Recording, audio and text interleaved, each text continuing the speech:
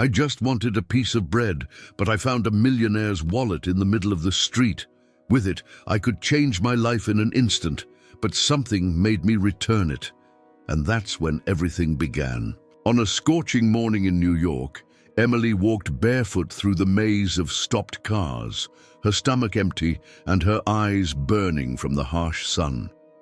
At 17, she had learned to navigate the chaos of the streets, the traffic lights, the honking horns, the steady rhythm of life around her.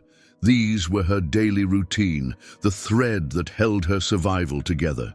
She knew this avenue like the back of her hand, each corner, each face, each car that passed. Sometimes someone would toss her a coin. Other times, they didn't even notice her. She slept under awnings, close to cafes where the smell of freshly baked bread lingered in the air. Most nights she went to bed hungry, but today something was different. In front of a crowded cafe, she spotted something on the ground. A shiny black leather wallet, looking brand new. She stopped in her tracks. It seemed expensive. No one else had noticed it. She glanced around quickly, her heart racing. She picked it up without thinking and ducked into a nearby alley. Squatting behind a trash can, she opened it with trembling hands. Inside were stacks of bills, big pesos, credit cards, and a business card with a name printed on it. James Taylor. The name sounded familiar. She read it twice. Below it, the logo of Taylor Tech. Emily had heard of the company. She had caught wind of it on a broken radio someone had left behind. One of the largest tech firms around. Lots of money. She swallowed hard. She could eat for days with this, maybe even rent a room for a week, but something stopped her. A knot formed in her chest. She sat there, staring at the wallet. Thoughts of her parents flooded her mind, of what they always used to tell her before everything went to hell. Do what's right, even if no one sees. Minutes passed. The traffic roared in the distance, oblivious to the moment. Emily pressed her lips together, carefully placed everything back inside, and stood up. She had to return it. Even if it was the last thing she did. She walked toward the metro station, where there was usually a police officer standing guard. She spotted him by the entrance, sipping water from a bottle. She approached him, the wallet in her hand. "Excuse me," she murmured. "I found this. I need help to find this man, James Taylor." The officer gave her a suspicious glance at first. Then his gaze dropped to the wallet. His expression shifted. Emily held his stare. "I don't want trouble, I just want to return it." The officer, a man in his 40s with a neatly trimmed mustache and a uniform faded by the sun, blinked twice before answering. He wasn't used to seeing someone from the streets hand over a wallet full of cash without trying to pocket something. "Are you sure, kid?" he asked incredulously, squinting at her. Emily didn't say anything. She just nodded, clenching her jaw, holding the wallet tightly against her chest. She wasn't going to change her mind. After a few seconds of hesitation, the officer pulled out his official phone. He walked a few steps into the shade and dialed. While he talked, Emily stood still, hearing only bits and pieces of the conversation. "Yes, the name appears. Taylor Tech. Paseo de la Canal Street. Yes," confirmed. When he hung up, he came back toward her. "The company is on Canal Street. You can take line 1, get off at 5th Avenue. It's a straight shot, but it's a long way. Be careful, girl." Emily nodded in thanks. She tucked the wallet inside her shirt, against her skin, as if it were a new organ. She walked toward the metro entrance, reaching into a torn pocket for the small change she had. She used it to buy a ticket and pass through the turnstiles. The metro ride felt long, almost endless. The train was packed. People avoided looking at her. The smell of sweat, dust, and abandonment kept their bodies away. No one spoke to her. No one really looked at her. Emily didn't mind. She was used to it. But that day, for the first time in a long time, she didn't feel invisible. She felt the weight of the wallet in her hands and something deeper, a purpose. When she arrived at 5th Avenue, She climbed the stairs through waves of hurried commuters, and then she saw it. Right in front of her, towering and dazzling, was the Taylor Tech building, a mirrored glass tower that reflected the sky, making it seem like it was floating. Emily paused for a moment to take it in. It was like stepping into another reality. There was no dirt on the sidewalks here, no hunger, no cold nights. She took a deep breath and moved toward the entrance with steady steps, though her heart was pounding in her throat. The guards spotted her from a distance. One of them, tall and muscular, approached her. "Where are you going, young lady?" he asked gruffly, eyeing her dirty clothes and bare feet. "I need to speak with James Taylor. I have something he lost," she said. The guards exchanged skeptical looks. One of them told her to wait and entered the building. The other stayed behind, watching her as though she might steal a chair. Minutes later, an employee in glasses and a tailored suit appeared. Emily took the wallet from beneath her shirt and showed it to him. He carefully took it, and when he saw the contents, his eyes widened. He didn't say anything. He turned on his heel and spoke into a radio. On the 38th floor, James Taylor was in a meeting with investors from the United States and Japan. The charts on the screen showed million-dollar profits. When his assistant whispered the news about the wallet in his ear, James furrowed his brow. "Who has it?" he asked, irritated by the interruption. "A young girl from the streets. She came to the entrance and asked to return it personally." James fell silent, breathing deeply. Something in that sentence unsettled him. "Bring her up," he finally ordered, "and make sure no one mistreats her on the way. If you're reading this far, I'm sure you're enjoying it, so I want to ask you to subscribe to the channel." Emily entered the elevator accompanied by a security guard who didn't speak to her but kept his eyes on her the entire time. She kept her gaze low. A dull ache throbbed in her chest, not from fear, but from embarrassment. She was wearing the same shirt she'd worn for the past week, a sleeve torn and stained with grease. Her pants were patched with colorful thread, and her feet, still dirty, left dark footprints on the polished floor of the elevator. She had never been in a building like this before. The ride felt long, too long. Each number that flashed on the screen felt like a countdown to the unknown. When the elevator doors opened on the top floor, Emily immediately felt a shift. The air smelled different, like expensive perfume and new furniture. It was silent, as though all sounds were prohibited up here. As soon as she stepped out, the executive staff turned to look at her. Some pretended not to see her, others scanned her from head to toe with obvious distrust. A couple of them murmured something, lowering their voices just as they passed by. Emily kept her gaze fixed straight ahead, swallowing the discomfort. A woman, elegant with a serious face and perfectly styled hair, emerged from a nearby office and approached her. "Follow me, please," she said, not waiting for a response. Emily followed her down a hallway adorned with abstract paintings and indirect lighting. At the end of the corridor, the secretary opened a glass door and gestured for Emily to enter. It was another world. Inside, there were black leather sofas, a low table with perfectly aligned magazines, and a giant window with a view of the entire city. Emily didn't sit. She simply stood by the door, unsure of what to do with her hands. Only a few minutes passed before another door opened. James Taylor entered with decisive steps, tall, in a dark suit and crisp white shirt. His tie was sober, just like his expression. His eyes locked onto Emily, and for a moment, his furrowed brow softened. She wasn't what he had expected. "Did you find my wallet?" he asked directly, without preamble. Emily nodded. She took the wallet from her hands and extended it toward him as if it were something sacred, valuable, too important to touch the ground. James took it carefully. He sat on the edge of one of the chairs, opened the wallet, and reviewed its contents. He was silent for several seconds. Then his eyes met hers. "You didn't take anything from it?" he asked in a serious tone. "I didn't even think about it. It wouldn't be the right thing to do, Emily answered firmly, looking him straight in the eyes. James said nothing. He just stared at her, as if trying to decipher something he didn't understand. Finally, he stood up, walked over to a side table, and poured himself a glass of water. He offered it to Emily with a kind gesture. "Sit down," he said. "I want to know who you are." She hesitated, but there was something in his gaze, in his tone, that wasn't condescending or cold. It was genuine curiosity.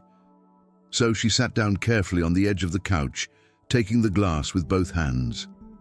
"I live on the streets," she began, her voice soft. "Since my parents died.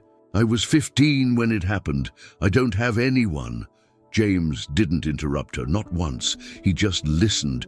Each word from Emily seemed to strike him in a place he'd forgotten existed. While she spoke, he leaned back, crossing his arms, as if he needed something to hold him steady. "My mom was a seamstress," Emily said, her eyes focused on the glass of water in her hands. "She worked from home, sewing dresses for the neighbors or taking last-minute orders. She always smelled like fresh fabric thread and chalk powder. She was good, really good. Sometimes I'd sit next to her and help her thread the needles." She paused, swallowing hard. James remained silent, attentive. "My dad was a gardener. He had a steady job at a ranch near Houston. He never complained. He loved plants. He used to say that anything cared for with patience would bloom sooner or later." Her voice cracked slightly. "They died in an accident on the road between Houston and Denver. They were going to visit my grandmother. A truck ran into them. I was 18. James lowered his gaze without saying a word. Emily took a deep breath and continued. "After that, I didn't know what to do. I lost the house. I had no one to turn to. The help never came, and the little I had was gone within months. I ended up on the streets. And since then, well, here I've been, trying to find a way to keep going without losing myself." James watched her with a mix of awe and respect. There was no complaint in her voice, no pity, just facts, stated firmly. Emily wasn't asking for anything, neither comfort nor help. She was simply telling her story. "Did you never think about using the money?" he finally asked. Emily looked at him with a half smile, shy but resolute. "Yes, of course I thought about it. Who wouldn't? But my integrity is worth more." James stood up slowly and walked toward the large window at the back of the room. He stared out at the city, the buildings, the busy streets below. His reflection in the glass seemed distant. Something inside him stirred, a feeling he hadn't had in years. "Have you ever thought about working in social impact?" he asked without turning around. Emily furrowed her brow, confused. "What's that?" James turned to face her again and walked back toward her. "It's part of the company that most people ignore. We have social programs, but they're disconnected from reality. Too much bureaucracy, too many numbers, and not enough people who really understand what it means to live out there. You could help change that. You could give us a new perspective." "But I don't have an education. I don't have a resume. I don't know anything about companies," Emily said, her voice uncertain. James smiled for the first time. "You have the most important thing, integrity, and that can't be taught, it can't be bought, it can't be faked. It's real, and you have it." The offer hung in the air. James sat down in front of her, maintaining eye contact. "I want to invite you to join the team, to be my personal assistant in the social division. A real job, a fair salary, and a place to live. No charity. It's a serious offer, and I believe you could make a huge difference." Emily didn't respond right away. She took several seconds to process what she was hearing. It wasn't a joke. It didn't seem like an act of pity. There was conviction in his words, truth. Something inside her, something that had been dormant for years, lit up. A feeling, like a premonition, told her that this moment was the first step towards something bigger than she could imagine. The next day, Emily was taken to a modest hotel, far from the noise of downtown, but with the essentials covered. As soon as she stepped into the room, she stood there for a while, unsure of what to do. There was a single bed neatly made, an old but functional television, a chair next to a small table, and most striking of all to her, a private bathroom with hot water. A hotel employee, without asking many questions, handed her a package with clean clothes, hygiene products, and a white towel. Emily entered the bathroom as if she were stepping into unknown territory.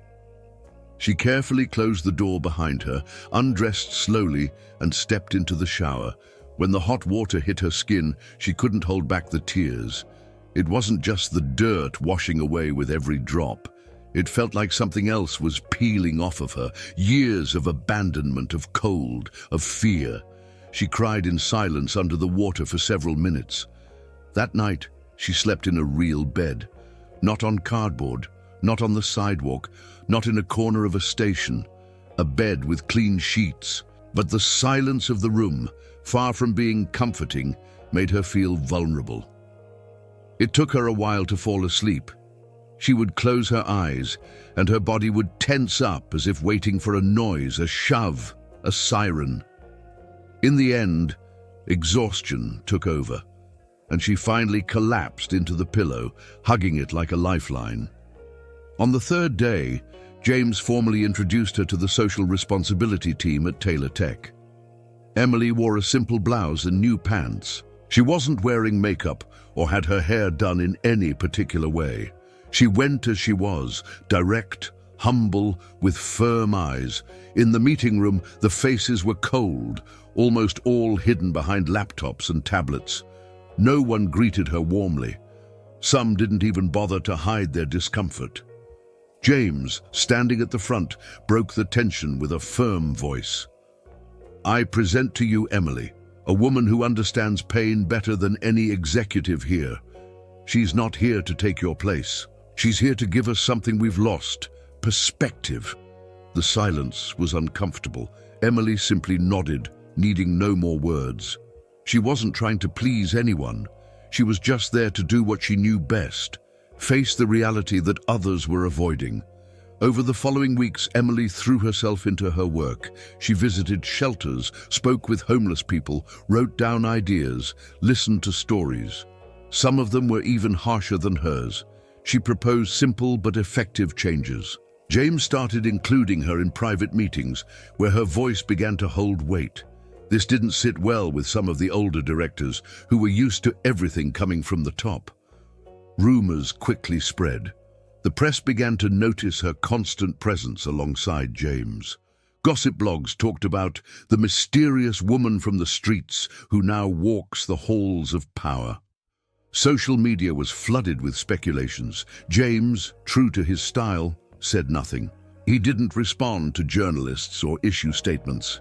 To him, Emily wasn't a public interest case. She was a valuable, honest woman, and that didn't need any explanations. One afternoon, during a charity event in Park Slope, Emily took the stage for the first time. James was among the audience. She spoke without notes, without scripted speeches. She spoke from the heart, with a clear but trembling voice, about why it was important to see those who were forgotten. There was a moment when her voice cracked, but she continued. James couldn't help it. His eyes filled with tears, not out of sadness, but out of recognition. And it was right there, in the middle of that crowd, under a cloudy sky, that he knew.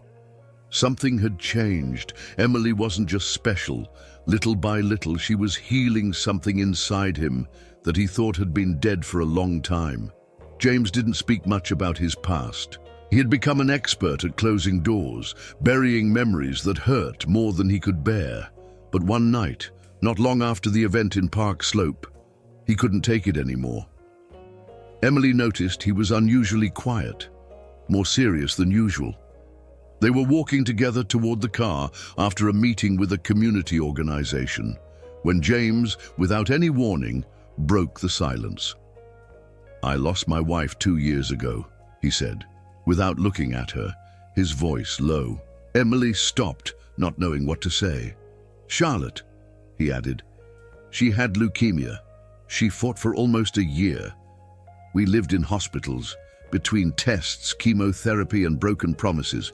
She died in a bed at the Angeles de Polanco hospital. She was 35. She was..." His voice trembled. "She was everything I had." Since her death, James had sunk into a kind of loneliness that had no bottom. He had buried the pain under tons of work, investments, strategies, business trips. He became cold, functional, untouchable, until Emily arrived with her direct gaze, her simple clothes and her brutal honesty. And everything changed. He began inviting her for coffee outside of office hours. They weren't dates, at least not in the conventional sense.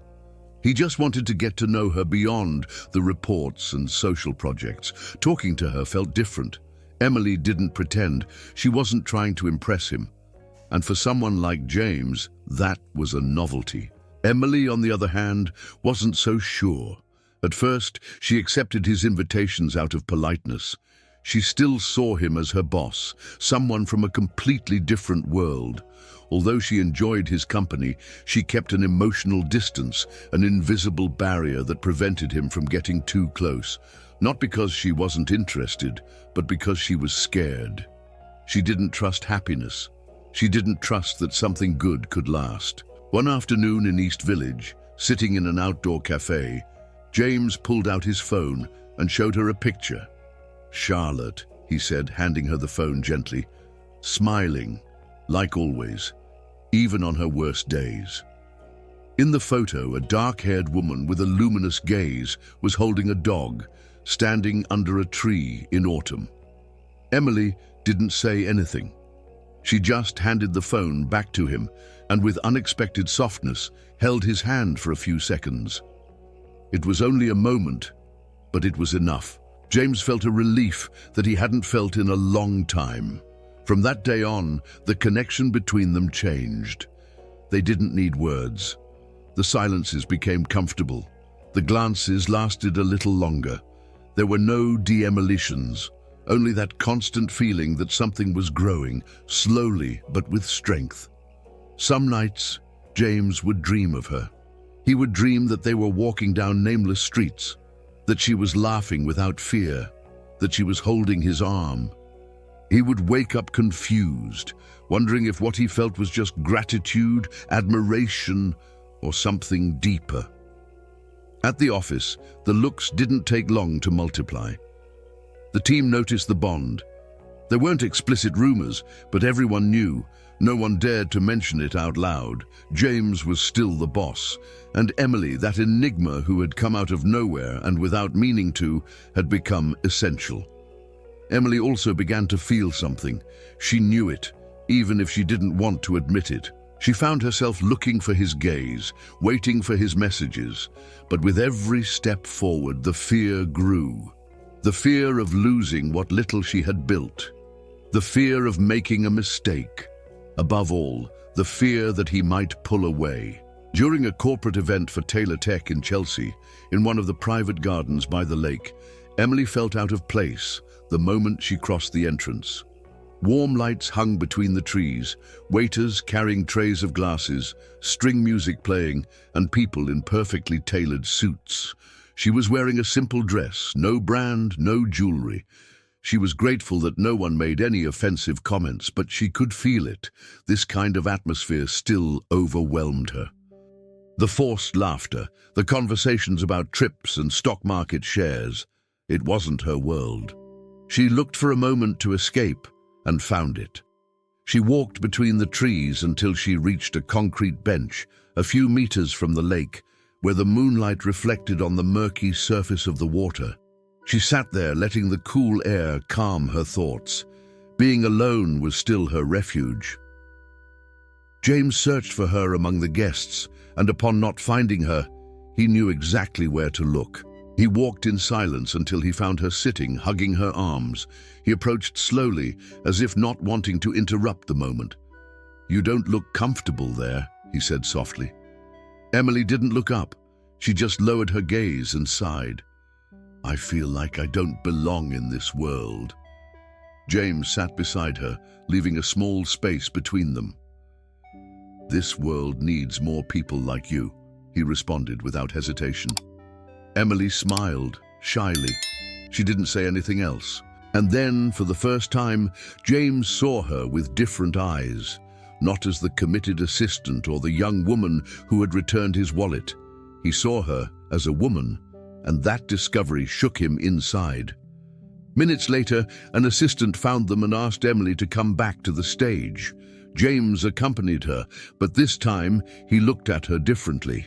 Nervously, she took the microphone in front of everyone. She spoke about inclusion, dignity, how a company wasn't defined by its numbers, but by the way it treated those who didn't have a voice. There was a moment when her voice cracked, but she kept going. James couldn't help it. His eyes filled with tears, not with sadness, but with recognition. At the end of the event, James offered to take her home. During the car ride, there was no music, no unnecessary conversations, only a comfortable silence that said a lot. Neither of them broke it. Something was changing, and they both knew it. When they arrived at the hotel, Emily unbuckled her seatbelt and was about to get out when he stopped her with a whisper. Emily, do you think you could be happy again? She froze, her hand on the door handle. The question caught her off guard. She looked at him but couldn't find the words. She simply lowered her gaze and didn't answer. James didn't insist. In the following days, James started to avoid meetings outside of work. He kept the conversations limited to work, and although he remained cordial, something in his behavior had withdrawn. It was fear. Fear of crossing a line from which he wouldn't be able to return. Emily also became more reserved. Night after night, she wondered if she was confusing gratitude with love. She didn't want to cling to someone just because they had seen her when everyone else ignored her. The fear of losing this new life paralyzed her. But the distance didn't bring relief. On the contrary, they both began to miss those silences, those glances, as if the air grew heavier every time they were in the same room without talking about what really mattered. Something was about to happen, and although neither of them admitted it yet, they both knew they could no longer avoid it. It didn't take long for the silent hallways to become echoes of uncomfortable rumors. It all started with a whisper among investors, then in business forums. James Taylor, the reserved and perfectionist CEO, was allegedly emotionally involved with a former street dweller. For many, it wasn't just a curiosity, it was a threat. Taylor Tech's stock value dropped slightly, not alarmingly, but enough for the board to demand an explanation. James was summoned to an extraordinary meeting with the main partners and executives. The questions came straight to the point, no beating around the bush. Is it true that you're in a relationship with that young woman? One of them asked, his tone bordering on contempt. James, calm, looked at them all. Emily is part of our social impact team. She's a committed collaborator. I don't need to justify my professional relationship with her. We're not asking about your professional relationship, another insisted. We're asking if you're emotionally involved with someone who could jeopardize the image of this company. James clenched his fists under the table. He could have denied everything with ease. He could have said that Emily meant nothing to him, but he didn't do it for him. He did it for her. There's no personal relationship, he said firmly, and I won't let the integrity of an honest woman be questioned by cowardly speculation. The matter didn't end there. Days later, a reporter started following Emily. He photographed her entering and leaving the hotel, on her trips to shelters, even sitting alone on a bench reading reports. Emily noticed. It affected her more than she wanted to show, not for herself, but for James. She felt like she was causing him trouble. James found out immediately, and he made a decision. "We're leaving this weekend. No work, no offices, just you and me," he said one afternoon, leaving her no choice. He took her to Valle de Bravo. They rented a small wooden cabin by the reservoir, surrounded by pine trees and clean air. The first day, they didn't talk about anything important. They walked, ate simple food, listened to the wind between the trees. But on the second day, while they were walking along a path near the water, Emily stopped abruptly. "Why did you bring me here?" she asked, facing him. "Was it to hide me or to protect me?" James looked at her, not avoiding the question. "To understand what I feel. Because the truth is, Emily, you've changed everything in me." She didn't respond. She just looked at him intently, her eyes moist. Her voice came out as a whisper. "What if this goes wrong?" James walked slowly toward her. He gently cupped her face in his hands, as if she were fragile. "Then we'll fail together," he said, and kissed her. It wasn't an impulsive kiss. It was a quiet surrender, slow, as if both of them understood that, after so much pain, this wasn't a fairy tale, but something real, imperfect, but theirs. That night, they slept in the same bed. It wasn't passion. It wasn't need. It was rest. It was feeling like finally someone dared to stay. When they returned to the city, they both knew something had changed. There was no turning back. James understood this clearly on Monday morning when he called an extraordinary meeting with the board of directors at Taylor Tech. This time he wouldn't be the only one speaking. He wanted them to hear the story directly from Emily, not through documents, not through rumors, from her voice, from her truth.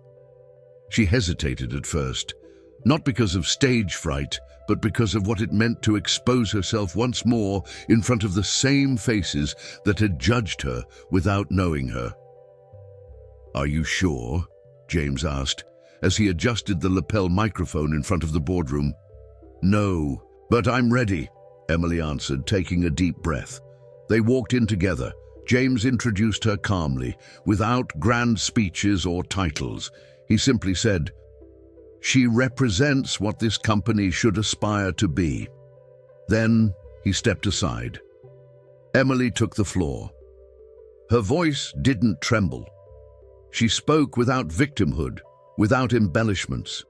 She told them how she lost her parents, how she lived on the streets, how she learned to read people's eyes before understanding their intentions. She spoke of hunger, of cold, of what it was like to sleep not knowing if she would wake up alive.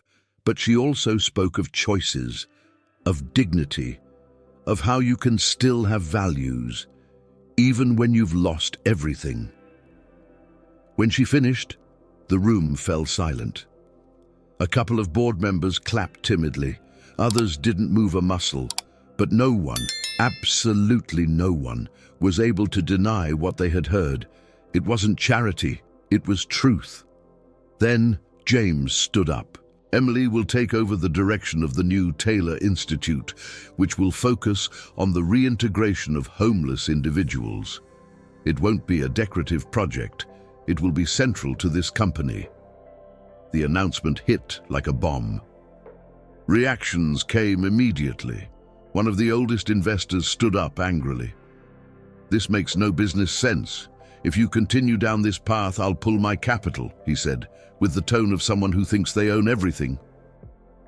James stared at him without hesitation. "Anyone who doesn't share my values has no place here. I'd rather lose money than lose the soul of this company." It was a statement of principles that not everyone was ready to hear, but no one contradicted him out loud again. With James's full support, Emily began assembling the team for the Institute. She didn't hire executives with foreign master's degrees. She looked for people who knew the streets, who spoke the same language as the forgotten ones. Former shelter residents, social workers, community psychologists, everyone was committed. The project took shape faster than expected. The media, upon seeing the impact and authenticity of Emily, changed their focus. They no longer talked about the ex-homeless woman, but about the executive of hope. Her story went viral in just a few days. Emily was interviewed, invited to panels, to TV programs. She never lost her straightforward way of speaking, her honesty. She remained clear and simple. That's why people believed her. James, from his office, watched it all with a mix of pride and astonishment. Emily hadn't just changed his life. She was transforming the company, and beyond that, the way the city understood poverty, dignity, and human value. But with exposure came shadows. Emily began to receive anonymous messages, emails with veiled threats, venomous comments on social media. They questioned her past, her relationship with James, her legitimacy to hold that position. James didn't wait for the situation to escalate. He reinforced her security, limited her movements, and assigned trusted personnel to accompany her at all times. He wouldn't let anyone touch Emily. "What we have is real," he told her one night, holding her hand in silence, "and no one is going to destroy it." But reality didn't give them any respite. One night, after a conference on reintegration policies at the Zocalo, Emily exited through one of the side doors of the Palacio de Gobierno, accompanied only by one of the logistics assistants. The event had been a success, the applause sincere, but outside, in the darkness of the cobbled streets, the city showed a different face. Emily didn't realize she was being followed until she heard hurried steps behind her. It was a middle-aged man, wearing a low cap and an old jacket, who started shouting insults at her. Words filled with hatred, questioning her place, her story, her relationship with James. "You don't belong here. You're just a street rat pretending to be a saint," he yelled, getting closer with aggression. The security guard assigned by the company, who was waiting nearby, reacted immediately. He stepped between Emily and the aggressor, pushing him back with authority and calling for reinforcements. The man fled into the crowd, but the scare had already been made. Emily wasn't physically hurt, but the fear, that old fear, returned to her body like a persistent shadow. That night she couldn't sleep. The nightmares came back, shadows chasing her, voices twisted by hate, hands dragging her. In the following days, she avoided going out alone. She walked faster, looking over her shoulder. Everything she had built was starting to shake inside. James found out the next morning. He broke a glass when he heard the details. He immediately hired exclusive security for Emily. 2 discreet bodyguards, well-trained, assigned only to her. He also ordered an internal investigation to track down the people responsible for the increasing anonymous threats. It was no longer just worry, it was rage. Emily, exhausted, looked at him with dry tears one afternoon in the office. "Maybe I'm interfering in your life," she said quietly. "Maybe this isn't worth it." James walked over to her without saying a word. He took her shoulders and held her gaze. "You're the only good part of it." The Taylor Institute didn't stop. Under Emily's leadership, results began to show. In less than 6 months, more than 100 people had been reintegrated into the workforce. Agreements were established with companies, shelters, and training workshops. Entire families had gotten off the streets. Emily led meetings, coordinated actions in Bronx, visited shelters, wrote proposals. She didn't stop, despite the fear, despite the weight in her chest. James accompanied her whenever he could, sometimes as institutional support, other times just as a man who admired the woman by his side. But something else was growing inside him. It wasn't just pride. It was love, deep and real, a desire to take one more step. One cloudy morning, on the terrace of the Taylor Tech building, James held a small velvet box. He opened and closed it between his fingers while quietly rehearsing what he was going to say. He seemed sure, but inside, his heart was racing like never before. Emily arrived minutes later, 2 cups of coffee in hand, smiling with the freshness of someone who had just heard something funny on the radio. James stood up, the box hidden in his jacket pocket. He looked at her like someone seeing the future approach without warning. "Emily," he said, with a firm but emotional voice, "would you accept building a life with me? Not out of gratitude, but out of love." She froze. Her breathing became shorter and her lips parted slightly, struggling to form a full sentence. Are you asking me to marry you?" she finally asked, as if the question itself were hard to believe. James didn't need words. He simply nodded, his eyes shining, holding back tears. His smile was calm, without pressure. He had been waiting for that moment, not to save her, but to walk with her. "I'm not like you, James," Emily whispered, shaking her head. "I have nothing. I don't have a family. I don't have a past to show. I don't have—" He interrupted her gently, taking her hands in his. "You have everything I'm missing." That's what broke her. The tears began to fall, not in a loud way, but slowly, as if each drop had been stored for years. James didn't try to wipe them away. He just waited, giving her time. After a few seconds, Emily took a deep breath and looked him straight in the eyes. "Yes, James, I accept, but only if it's to be equals. Neither savior nor saved. Two people who choose each other." He nodded again, this time with a wider, more honest smile. They didn't need anything more. In the following days, the news spread quickly. There was no official announcement, but just a photo of Emily leaving the building with a discreet ring on her finger was enough for the social media to explode. Some celebrated it enthusiastically, the love story no one expected. Others, as expected, criticized it fiercely. There were those who couldn't stand seeing a woman without a decent past, taking a place that, according to them, didn't belong to her. But Emily didn't take a single step back. She stood firm, never victimizing herself nor hiding her story. It had never been a fairy tale, it was survival. And now it was a choice. One she made with awareness and strength. James, on his part, organized a small, intimate ceremony, far from the luxury, the cameras and the media. Only close friends and those who had walked alongside the Taylor Institute were invited. Single mothers now employed, young people who had overcome addiction, elderly people who had regained dignity. It was a celebration of second chances. The ceremony would take place in a community garden in Queens, a space that had once been a vacant lot, transformed by hands that knew the street. Emily had supervised it from day one. There, among young trees and flowers grown from rubble, she wanted to say yes. But before, she asked for something that left everyone confused. One last night on the street.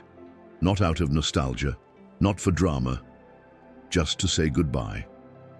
James looked at her, not understanding at first. Then he simply nodded. He didn't accompany her. He knew it was something she needed to do alone. Emily went back to the alley where it all began, the same place where she had found the wallet. She sat on the ground, leaning against the wall, wrapped in a thin jacket. She didn't feel cold, just a strange calm. She heard the same sounds, hurried footsteps, distant laughter, engines roaring on the avenue. But everything sounded different. At dawn, the sun woke her up like a gentle caress. She slowly got up, brushed the dust off her pants and smiled. Not for what she was leaving behind, but for what was coming. That night, she wouldn't just say yes. So she would say goodbye to a pain that had defined her for far too long. The wedding was simple, but with an intensity that overwhelmed everyone present. There was no red carpet, no excessive floral arrangements, no cameras broadcasting live. What there was were mismatched chairs, trees providing natural shade, and people who had once lived on the streets, now with clean clothes, determined gazes, and hands clapping with force. Some children cried, not fully understanding what was happening, but feeling that they were witnessing something important. James didn't take his eyes off Emily for a single moment. Not when she walked down the aisle in a simple, light dress. nor when he took her hand with the same tenderness as the first time he looked at her with his heart exposed. After the ceremony, they walked together among the guests. There were no security guards, no logistics personnel controlling the movement. Only Emily and James greeting each person with a hug, with a word, with real gratitude. It was a celebration stripped of appearances. The only thing in the air was truth. In the midst of the celebration, Emily took the microphone, catching everyone off guard. Her voice projected firmly, as if all the noise of the past had given her the strength to speak now, with absolute clarity. "I'm not a miracle," she said. "I am the consequence of honesty, and of the opportunity that someone decided to give me. This story didn't begin with a promise. It began with a choice, and that, all of you here understand better than anyone." The silence was absolute. Then the applause erupted spontaneously like a wave. James went up after, his eyes wet. He looked at Emily, then at the crowd. "She saved my life, not financially. She gave me something no money can buy, meaning. When I lost Charlotte, I thought I would never feel again. And then Emily showed up, with her raw words and calm strength, and she taught me that hope is built every day." After the wedding, they moved to a more modest house in East Village. Emily didn't want to live in enclosed areas or surrounded by luxuries. She wanted to keep feeling the pavement beneath her feet, the scent of the markets, the voices of the street. James agreed without hesitation. He discovered in that everyday life something he had never felt before: belonging. His way of leading changed. He no longer made decisions from a room with screens. He started walking through neighborhoods, listening to stories without recorders, sitting on benches and talking less than he listened. Together, they launched new housing programs, technical training, psychological support. The Taylor Institute became a beacon. Emily's name was mentioned in conferences, universities, and the news. Without intending it, she had become a national reference for social inclusion. But peace doesn't last forever. An anonymous complaint arrived at the prosecutor's office. Supposedly, Emily had forged documents to legally assume the direction of the institute. The accusation was vague, but enough to open an investigation. Immediately, the media resurrected their old sensationalism. Headlines suggested a new face of lies.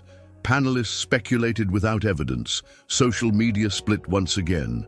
James, although furious, remained calm in public. Inside, he was burning, but he knew that a bad reaction would place him and Emily in the position of those who fear because they have something to hide. Emily didn't defend herself with anger. She simply requested the documents, spoke with her lawyers, and continued with her work. But one afternoon, when leaving the institute, she stopped in front of the journalists and said something that would be recorded. "If you want to take everything away from me again, go ahead. But you won't take what I've built inside of me." Emily's words traveled across the country. But while many applauded her, others continued to sow doubts. The investigation continued for weeks, which felt like an eternity. Eventually, the truth came to light. The complaint had been fabricated by a former director of the Taylor Institute, dismissed by Emily months ago for mishandling funds. The prosecutor's office filed the case after confirming that all the documents were in order. But the damage had already been done. During the process, Emily had to appear several times. At each hearing, cameras, microphones, and journalists with questions disguised as social interest, but filled with morbid curiosity, awaited her. They pointed at her, trying to provoke some reaction. Emily, although composed on the outside, felt every flash reopen an old wound. The glances followed her, just like when she used to ask for change at the traffic lights. Only now, she was news. James didn't leave her side for a moment. He accompanied her to each hearing, sat by her side in silence, and held her hand during the statements. He never spoke to the press, but his presence was his answer. His support was not only institutional, it was love. It was loyalty.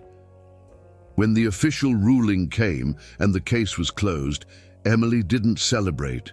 She just exhaled deeply, as if releasing the last bit of a deep fear. She thanked the support, but decided to step away from public life for a while. She didn't want events, interviews, or tributes. She just wanted peace. James understood. He assumed the commitments they had agreed upon together. He attended meetings, kept the institute active, and led new projects. But something was missing. Emily wasn't there, and her absence was noticeable. The energy she had, the way she inspired people, her direct way of speaking, her ability to connect with anyone. None of that could be replaced. At home, Emily found another refuge. She began to write. At first it was fragments, memories, thoughts, scattered scenes from her past. She used an old notebook, its pages yellowed. She didn't intend to publish it. She just needed to get what was inside of her out. One night, while reading in the living room, James approached her with a cup of hot tea. He delicately flipped through a few pages without invading her space.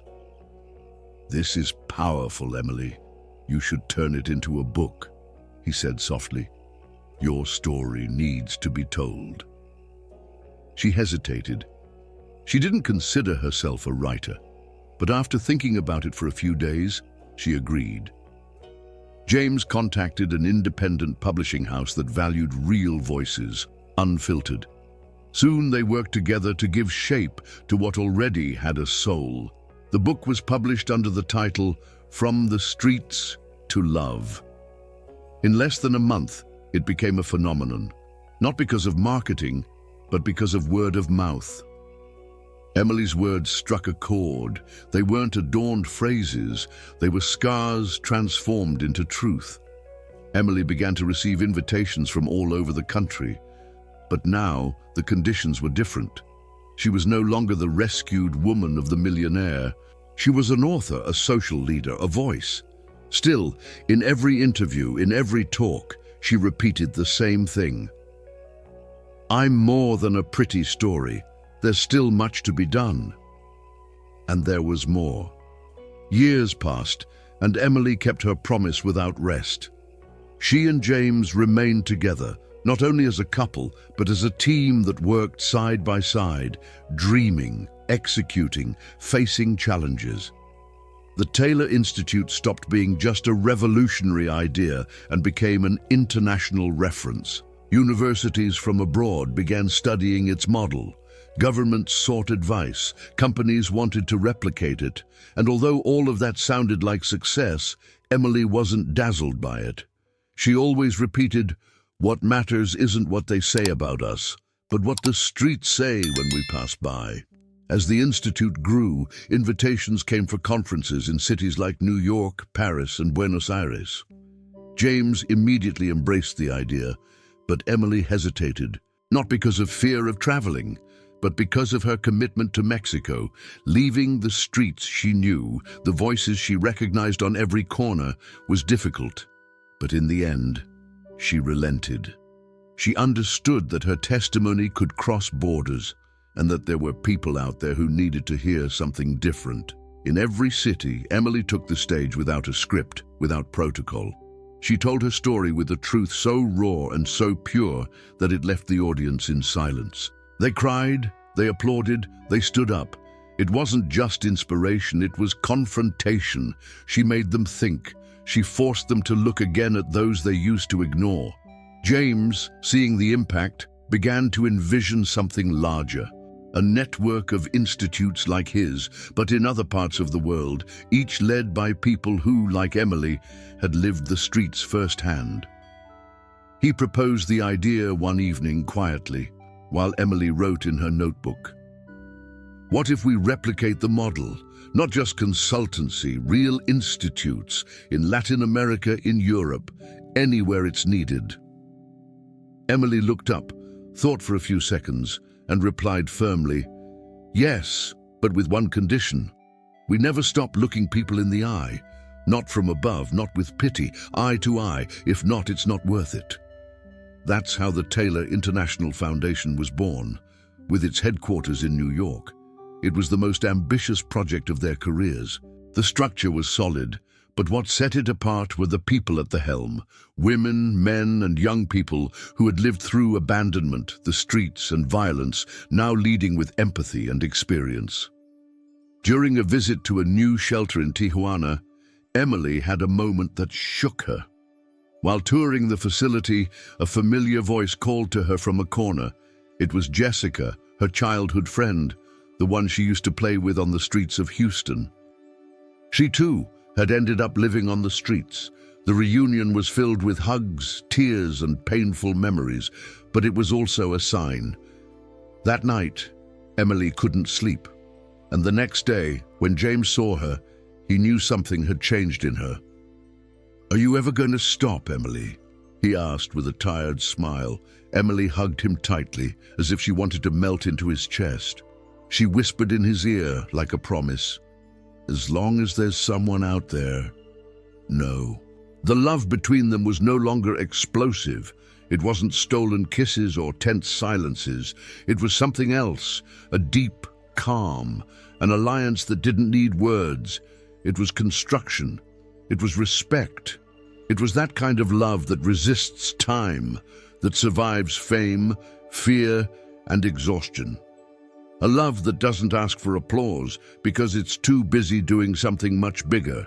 In a live television interview, recorded from a university auditorium in Boston, Emily was asked something that many avoided for fear of an uncomfortable answer. "Do you think honesty is still worth it?" She didn't hesitate. She settled into her seat, looked directly into the camera and said, "It's always worth it. It may not bring immediate profits, but it brings peace. And with peace, we can build anything." The audience immediately applauded, but James, who was watching from the back of the auditorium, didn't clap. He just looked at her with that mixture of pride and astonishment that he still felt, even after all those years. Because Emily had a special ability to speak the truth without imposing it, to speak firmly without needing to raise her voice. Shortly after, during a trip to Houston to assess a new reintegration program in rural communities, Emily asked to make an unscheduled stop. She wanted to go alone. James understood immediately and didn't ask any more questions. She walked down a dusty path to the cemetery from her childhood. She found the tombstones covered with dry flowers and moss. She knelt carefully in front of her parents' grave, pulled out a white flower she had picked from the road, and placed it there, her hands trembling. "I made it, Mom. I made it, Dad," she whispered, as if she could finally close a chapter that had weighed on her for years. She cried alone, not out of sadness, but because of what had been lived, what had been accomplished, what had been transformed. It was the last time the past weighed more than the present. James was waiting for her in the car. He didn't start the engine when he saw her coming. He just opened the door for her, and when she got in, he held her hand firmly. There was no need to say anything. They shared silences with more weight than any speech. On the way back to New York, Emily received an unexpected call. A renowned Mexican director who had won awards at international festivals wanted to adapt her book into a movie. He had read From the Streets to Love and was convinced the world needed to hear that story told with truth. "And now what?" James joked that night at dinner. "Am I going to live with a movie star?" "We were always invisible," Emily responded with a serene smile. "Now we're light. They desert." But in the midst of everything, there was something more, something Emily hadn't yet told him. She kept it carefully hidden among her thoughts, waiting for the right moment. It was a surprise, one of those things that can't be planned, but change everything. She was about to reveal it, and although she didn't know how James would take it, she felt that the moment had come. One sunny morning, with the song of birds slipping through the branches of the garden trees, Emily called James from the shadow of a tree. He was watering some new plants they had planted together a few days ago. When he saw her serious face and the envelope in her hands, he set the hose down, and walked toward her, his brows slightly furrowed. "I went to the doctor last week," Emily said, her voice tinged with nerves. James looked at her, a mix of immediate concern and tenderness in his eyes. "Is everything okay?" She didn't answer immediately. She just extended the envelope and smiled, her eyes shining. "Much more than okay." James took the envelope, opened it with trembling hands, and pulled out a folded paper. He read it twice, silently. Then he looked at her, as if he needed to confirm it with his own eyes. "Are we going to have a child?" Emily nodded, and the tears she had been holding back spilled over instantly. He hugged her tightly, his own tears coming without restraint. They laughed and cried at the same time, lost in that moment that seemed unreal, but was the culmination of everything they had lived. It wasn't a miracle, it was another twist of fate, one of those things that can't be planned, but arrive when the soul is ready to receive. That night, sitting on the sofa in their home, with the lights turned off and a warm cup of tea in their hands, they talked about everything. About names, about colors for the nursery, about how to raise a child in a world where so many things still hurt. They didn't want a perfect child. They wanted one who was free, empathetic, strong in the heart. "He will know where you come from," James said, his voice filled with emotion, "and he will be proud of that every single day." Emily looked at him with a smile that carried decades of struggle and replied, "And he'll know that it all started with a wallet on the ground. And a right decision at the hardest moment of my life." Time passed quickly, as it often does when happiness mixes with hard work and days filled with meaning. A girl was born. They named her Camilla. She had Emily's intense eyes and James's serene calm. From the very first day, she filled the house with new sounds, new routines, and renewed hope. Camilla grew up surrounded by stories that didn't come from fairy tales, but from real people. She played among the walls of the Taylor Institute, snuck into the offices to color, and heard conversations about inclusion, justice, and second chances. She saw her mother lead with strength and sweetness, and her father build with firmness and patience. In her world, goodness wasn't an exception, it was the foundation. And so, Emily's story didn't end. It simply began again. Now, multiplied in the love she helped spread across the world. Because every life she touched, every person she inspired, every child who got off the streets, thanks to her example, carried a part of her, and now also a part of Camilla.